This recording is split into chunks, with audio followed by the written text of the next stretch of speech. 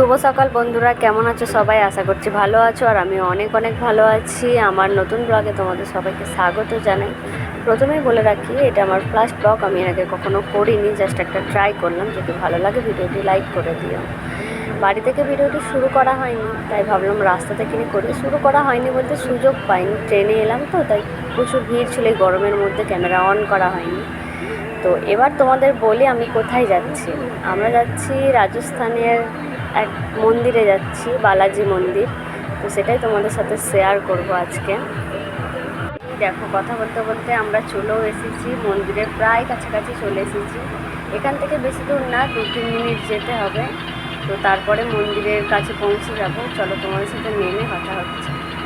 তো অবশেষে আমরা নেমেও পড়েছি, এখন মার্কেটের ওপর দিয়ে হাঁটছি, কিছুটা গেলে মন্দির। তো আমরা এখন পুজো দেওয়ার জন্য কিছু প্রসাদ ফুল টুল কিনবো, তারপর তোমাদের সাথে আবার শেয়ার করবো মন্দিরের ভেতরটা কেমন।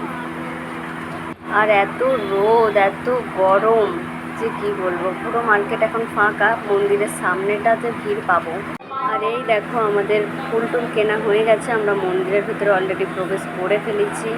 জানো তো, এখানের সিস্টেমটা খুব সুন্দর লেগেছে আমাকে। এই যে দেখো কি সুন্দর সবাই লাইন দিয়ে দিয়ে যাচ্ছে।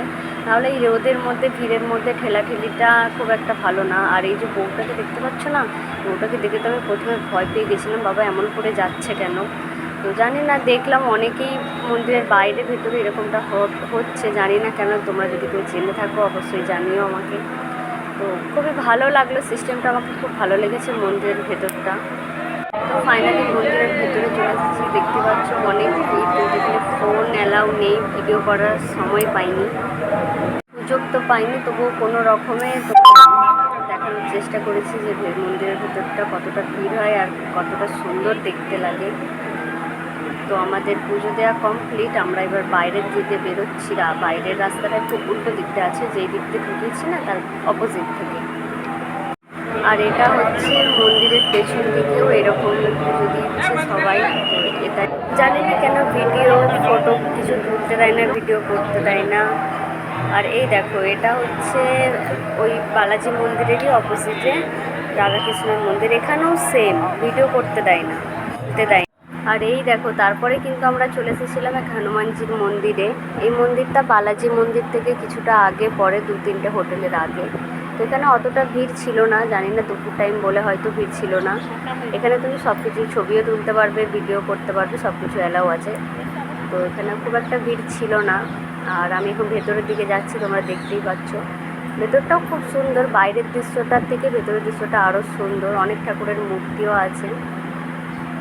এই দেখো ভেতরটা, ভেতরেও খুব একটা ভিড় ছিল না, পুরো ফাঁকাই ছিল। আমি যে হাঁটছি, আমার সে হাঁটার শব্দটাও হচ্ছে, এতটাই নিস্তব্ধ ছিল।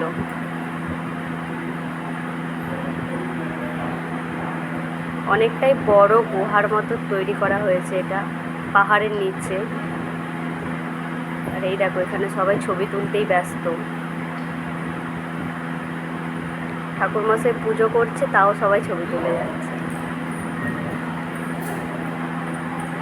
এই যে আমার বরমশাই দাঁড়িয়ে আছে ভোলে বাবার সামনে, সে আমাকে বলছে এইভাবে ছবি তুলে দিতে।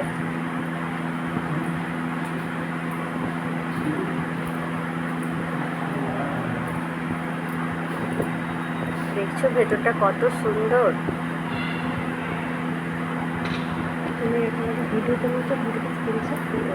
আমি এইভাবে ঠাকুরের সামনে কিছুটা দাঁড়িয়ে দাঁড়িয়ে যাচ্ছিলাম, কারণ বলেছিলাম যে ভিডিওটাই করব, ছবি তুলবো না, ওখান থেকে স্ক্রিনশট নিয়ে নেব,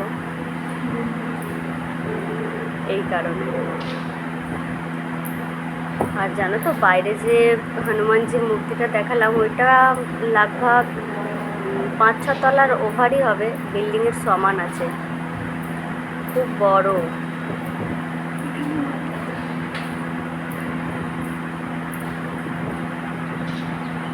এবার বাইরের দিকে বেরোবো, এটাই লাস্ট। এই যে বাইরের দিকে বেরোলাম, বাইরের দৃশ্যটাও খুব সুন্দর লাগছে। খুব রোদ ছিল, যতটা পেরেছি তোমাদেরকে দেখানোর চেষ্টা করেছি, তবে জায়গাটা খুব সুন্দর। অতটা ভিড়ও ছিল না, তো ভালোভাবে ভিডিওটাও করা হয়েছে। আর এই দেখো বাইরের দৃশ্যটা, কত সুন্দর লাগছে তাই না? পাহাড়ের ঠিক নিচেই এই মন্দিরটা আছে, খুব সুন্দর লাগছে দেখতে।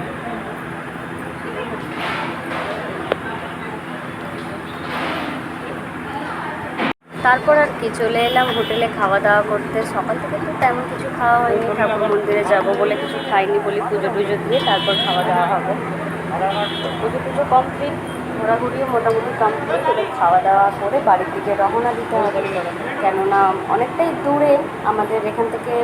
বালাজি মন্দির থেকে স্টেশন যেতে হবে আধা ঘন্টা, আবার ওখান থেকে ট্রেন ধরে 3 ঘন্টা যেতে হবে। তো বড়বাবু হাত ধুতে এসছে এখানে। তো ফাইনালি খাবার দিয়ে গেছে আর আমরা খেতেও বসে পড়েছি।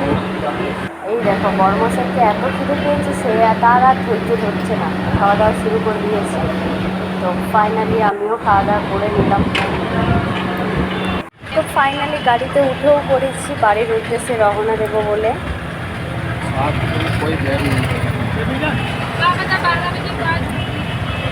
আর এই দেখো এই রাস্তার ধারে ধারে না কত সুন্দর ছোটো ছোটো মাটির কি কাঠের আমি জানি না, কত সুন্দর মন্দিরের মতো ঘরের মতো আছে। এই পুরো রাস্তাটাই আছে। যাই হোক, যতটুকু পেরেছি তোমাদেরকে দেখানোর চেষ্টা করেছি, আশা করছি ভালো লাগবে। আমি ভিডিওর শুরুতেই বলে দিয়েছিলাম যে এটা আমার ফার্স্ট ভিডিও, আমি নাকি কখনো ভিডিও করিনি। তো আজকের ভিডিওটা এই পর্যন্ত। যদি ভালো লাগে লাইক কমেন্ট করে দিও আর পেজটিকে ফলো করে দিও। দেখা হচ্ছে নেক্সট ভিডিও। টাটা।